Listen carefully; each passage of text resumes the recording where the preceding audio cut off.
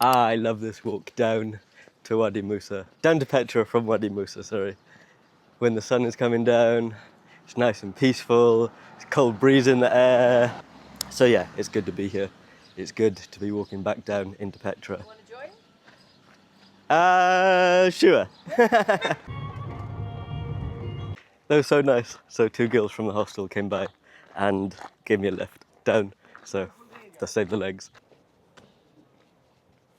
We've made it back through the Sikh into the Treasury, and of course I'm going to show you because it's just so incredible. And you can see it's an hour after opening, and yeah, not that much of a crowd at all. To think that through the Sikh during high seasons you could be shoulder to shoulder with people, and now I'm just here alone walking through the Sikh, pretty much alone, enjoying the views of the Treasury without an abundance of people.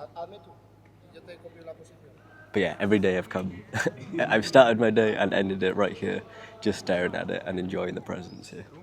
One thing that's been really nice, like since now being back here for the 3rd day, is, I mean, even since the 2nd day, like people are recognizing you. And like even the animals, the dogs and cats, I recognize them, they recognize me. And that's a nice feeling. I'm gonna go get some coffee now. Salam. كيف حالك؟ كيف حالك? Alhamdulillah. Good, good. Yes, can I help you? Could I please have the Turkish coffee, please? With no sugar, please. Shukran. Where are you from?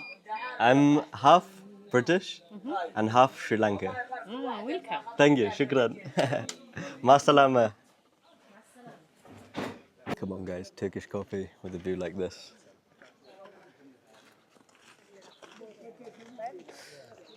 Of all the spots I've had coffee, this is definitely up there with one of my favorites. In the Himalayas, in the top of, in India also, incredible. But yeah, it's nice to, as I said, come through here and you recognize people, and the girls from the hostel, super nice. And you can, yeah, just have a sense of connection. And that is, that's really, for me, what travel is all about. Connecting with people and, yeah, exploring life through other people's lenses. I've just come back to the Treasury because I wanted to get a cool photo. Like, I watched Indiana Jones before I came here, and so I wanted to get a photo of that. But you can see much more people here now, and it is 9:30. So in terms of a world wonder, in terms of Petra, in normality, this is still super quiet. But my recommendation stands. If you want a more quieter experience and more time to enjoy it without crowds, come when it opens. We are now in new territory for both of us.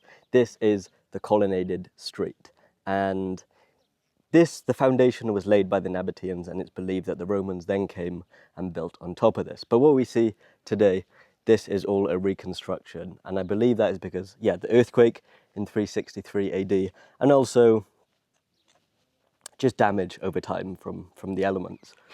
But this area is very, very, very unique, and it tells a lot of story and a lot of history. So this is believed to be the area where a lot of trade would happen. So yeah, the trade of frankincense and myrrh. And as I've talked about in the past videos here in Petra, the Nabateans were, yes, excellent at manipulating their environment and creating a water irrigation system. But they were also, yeah, these clearly masters at stonework, and they developed a lot of their wealth through their kingdom through this trade. So Arabic traders, people coming from the Arabian Peninsula and South Asia, things would have come all the way from there and headed up to the Mediterranean. And traders selling their things would stop here because of its central location.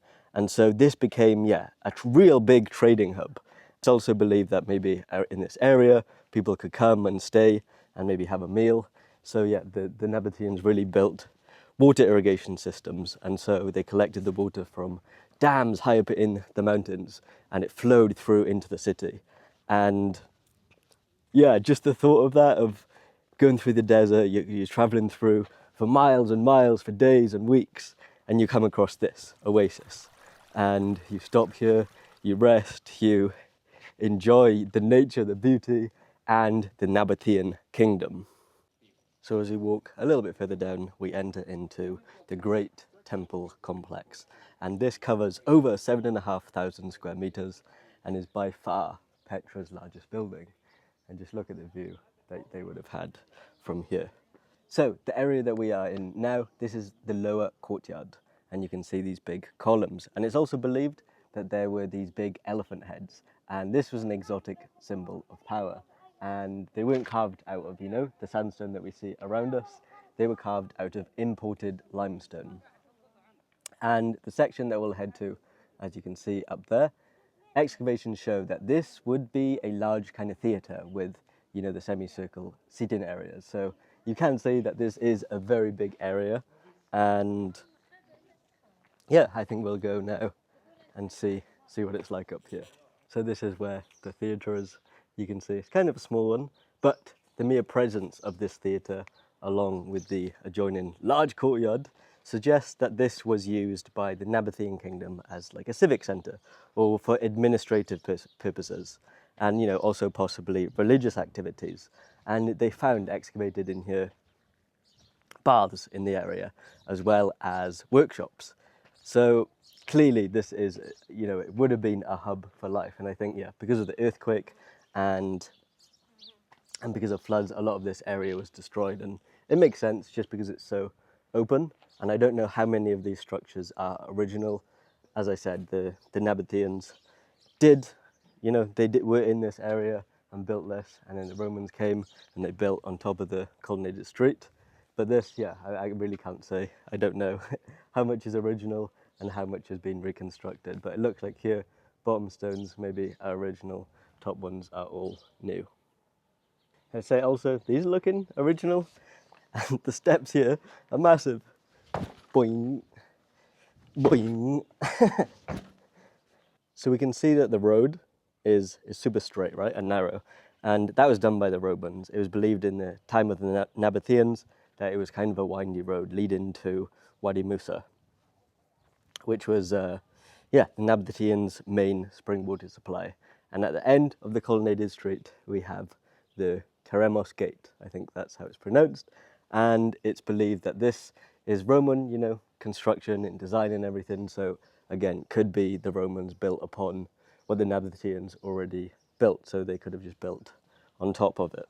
And it's believed that this could be used as a ceremonial entrance to the Qasr al-Bint temple, which is right up there ahead of us.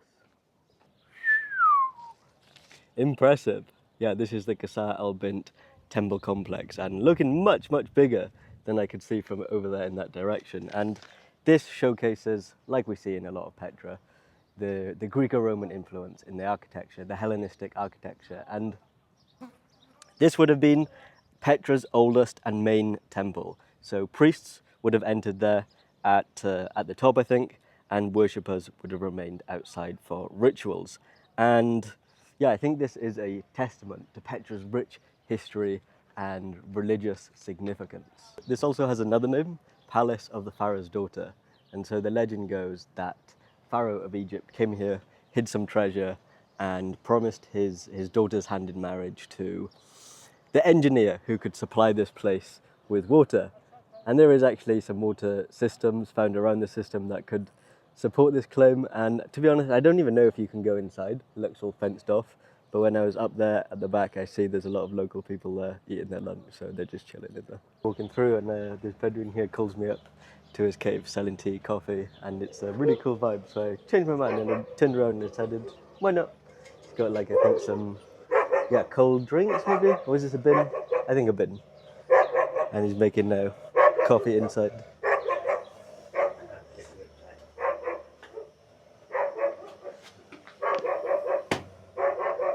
Your name?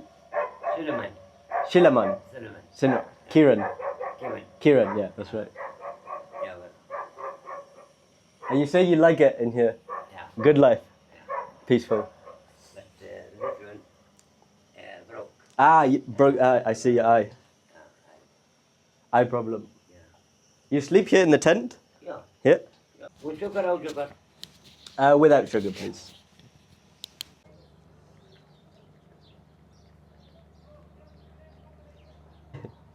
I'm from over here. No. Shui, little. Huh. You like more tea or coffee? You. Me, I like tea. Tea, more tea. Tea. Not good thing, black. Oh yeah. Black tea. Oh yeah. You know my country, Sri Lanka. Yeah. My country. Yeah. Ceylon tea, Maiden. Sri Lanka. That's cool. You like you have a happy life in the cave? Yeah. Yeah? You happy? Good. How many now Bedouins live in Petra? How many family? Well, now around here, there, maybe 20 Bedouin I left in the cave. Okay. Petra. But many Bedouin now, Bedouin village. In the village, yeah. I like here. You like it here, yeah, in the like, cave. Petra. Better life. But Well, inshallah, you can stay. inshallah. Inshallah. So this cave was here, but your son made this part. Son, like this one, full sand here, Yeah. and the stone. To carve it. Yeah. Oh, wow. So you have a place to sit and relax. Yeah. But the cave, before you ever moved here, already is here. Huh? Before you came, the cave is already here. Yeah. Yeah. But you made a little adjustment, improvement, house improvement. We come 1 dinar water, 1 dinar here. Come. 1 dinar big water. It's very good. Yeah. Yeah, it's very tasty. Yeah. Like strong taste, nice taste. Thank you. Yeah. Welcome. Yeah. Oh, very nice smell. 5 gear. 5 boys, 5 girls. 10 children. And you have wife? Think. No, freedom. For now, while I'm young. Maybe in the future. We'll see. Welcome. 1 dinar big water. Well, I'm so happy I stopped here to see Solomon, or Abu Matia, as he goes by. Coffee is so good, like really, really good. And yeah, as always, it's nice to stop and talk to the people here and get an insight into their life. And again, for me, that's what travel is about. 1 dinar cola big water. Yeah. Yeah, I'll take a big one. Why not? Shukran. Cola 1 dinar. Okay, just water is good, please. Amma, bye-bye. I'll see you maybe on the way back when I go to the spring. Shukran. Thank you, guys. Bye. Definitely an interesting insight into his life, and he's very happy in the cave. And he has his still selling things very reasonable prices as well. Big water, cold water, and coffee, 2 dinar. And really, yeah, like I said, just nice to talk to him, nice to connect with him. And I believe now the ascent to the monastery begins. So yeah, I think for Bedouins, they are originally, nomads. They move from place to place, and freedom is a big part of that life. Being able to just, the traditional kind of nomadic life is you have livestock, or you're on the move. You live with your environment. And so, when UNESCO declared this as a World Heritage Site in 2007, then the Jordanian government and UNESCO kind of, they moved all the people who were settling here, who lived here, they moved them on. And so that, of course, is a limitation of freedom. So I think, yes, of course, it's amazing to come here and experience all of this. But I also think it's important to understand from their perspective, because they've lived here for a long time. And now that it's become like a touristy place, that freedom is limited. So I think, it's important to keep that in mind, that our kind of happiness and our ability to explore this does come at the cost of others. Walking up here, you're going to see a bunch of vendors selling scarves and a whole array of souvenirs and things. And I just stopped and was speaking to a lady then. Really nice conversation, same philosophy. And just talking about life and how, our time here is not promised, tomorrow's not promised. And so if you can find happiness today, it's a very good start.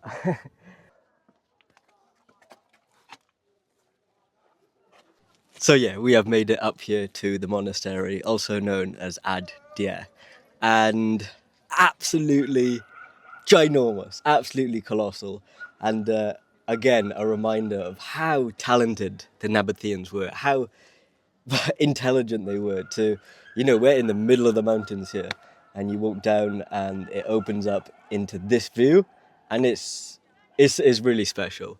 It's to be able to explore such a unique part of history, and a thing which is really, this is ancient. This is very, very old, and yeah, if we can see the similarities to the Treasury, but this has, it's less detail but much bigger, and I guess it's also in a more open and exposed area.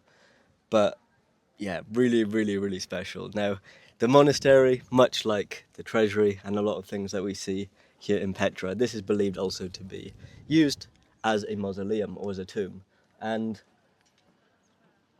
the the Romans kind of used this, or in the second half of the Roman Empire in Jordan, when they converted to Christianity, they used this as a religious place, as a church, and that is why it gets its name, monastery. So there is, crosses that have been found etched inside of the structure, and yeah, like I said, that's where the name comes from, monastery. And during the Nabatean time, it's also a belief that this courtyard would have had, pillars, and it could have been used also for, religious kind of purposes. And I think Transformers also was a part of it, was filmed here, which is really interesting. I think I've seen that, and if you've seen that, you'll see that, yeah, they kind of go into the structure. Now there's a sign saying that you can't go in, and you can see generally there's not that many people here, and I think, yeah, that's because of the long walk up. But anyway, look how chill this spot is. Sitting on a rock, enjoying the views of a magnificent piece of history and an incredibly fascinating empire and period of time, the Nabateans. And I really, really love learning about this. And it's really a dream of mine to be here. When I started to learn about Jordan, it just sent goosebumps on my arms and just filled with such excitement. And I think you've got to follow that excitement. And I'm so, so grateful that I can do that. And yeah, when I look at these sculptures, when I was a child and I went to Rome with my family, I'd look up and I think, how did they do that? How did they get that up there? And so it's clearly been an interest, from a young age. And so now as an adult, being able to freely travel is absolutely spectacular. And having this view is also spectacular. And I think on top of all of this, it's the kindness of the people, it's the feeling, I think, the feeling that I have here, the witnessing the culture. And when people come over to you, you'll always hear, you're welcome to Jordan. And it doesn't feel ingenuine, it feels real. And you don't always get that, especially in a very touristy place. Yeah, I think I'm here at a really, really special and unique time. And inshallah, I'll be back one day. And about the donkeys and the horses, like, from my perspective, I see that as cruel. I see, like, they're going up and down all these steps, taking people on their backs. And like I said, from my human perspective, it seemed cruel, and it's not something I'm interested in. Like, I'm very fortunate, alhamdulillah, I have a healthy body. I can come up here. It's taken me around Petra the last 3 days, and I'm very grateful for that. I know not everyone has that. And I think it's also like a different culture, isn't it, than where we come from. And I think part of travel is also understanding that the world around us and the environment in different countries is not going to be the same as the one that we're used to from home. And that's a good reminder, that while we see the world through one lens, through our lens, so many different lenses and perspectives exist. And yeah, like I said, I think it can be difficult to see the animals here. But what I do know is I'm a visitor in that country, and so yeah, it's about having respect and all of these things. Yes, I have my beliefs. Yes, I have my morals, but it's also accepting that not everyone shares these. Also, yeah, I'm gonna say I really, really do appreciate the amount of freedom that you have here. If you are able to, you just climb up some rocks, chill out, enjoy the ancient city, and yeah, I think going up to now one viewpoint here, and then I'll probably make my way down. Woo!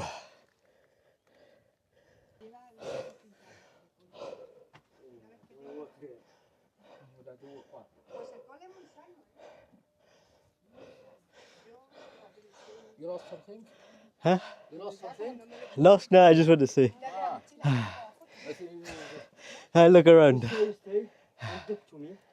How are you? Good. Good. Your face.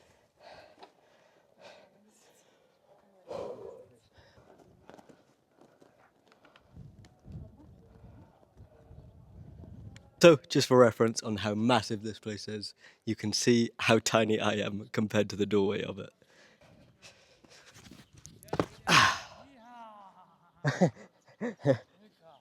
Shukran. UK. Nice to meet you too.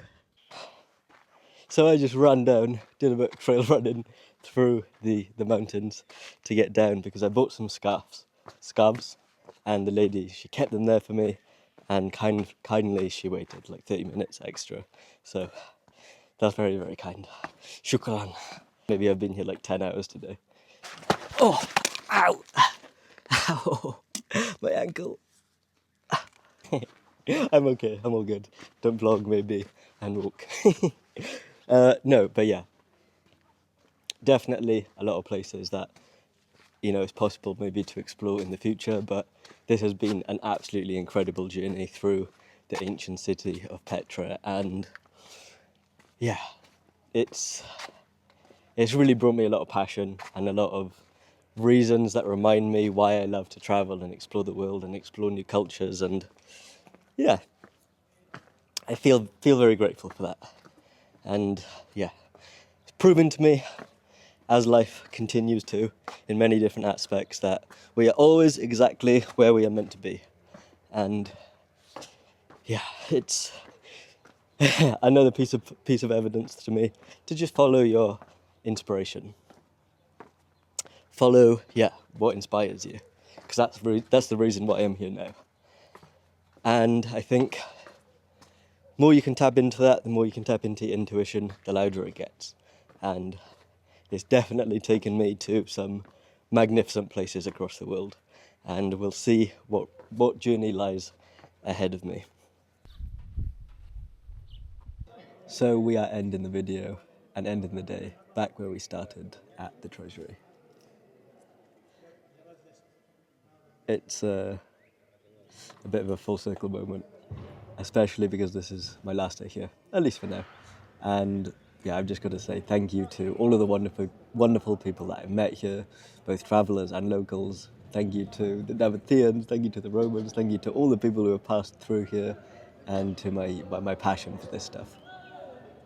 It's really, really a massive gift to travel and to see all of these places, and to be here witnessing it at this time and to connect with the people here is really, really such a massive gift that I'm very grateful for. This is 100% a place that I would recommend. Jordan has very quickly become one of my favourite experiences ever. Yes, the people, the food, everything about it has just been so magnificent, and yeah, I leave tired. My body is tired, but I think my passion for this has kept me going and kept me energized, and my curiosity to explore, and I'm grateful for all of these traits. I'm just, yeah, absolutely fulfilled, like I said, and I'm gonna end the video here. It's not the end of our time in Jordan. We've still got more time here. Big truck coming. Still got more time here. Tomorrow we'll go, I think, have a rest day in Wadi Musa, but also have some cooking class. Wait there. It's mad that they're just driving through here like it's a casual road. Like it's not a world wonder right in front of us. Yeah, a big thank you to you guys as well for watching, and yeah, we'll see you for the next one. Still got more to come, and yeah, I really do wish that you guys have enjoyed. I'll catch you guys in the next one.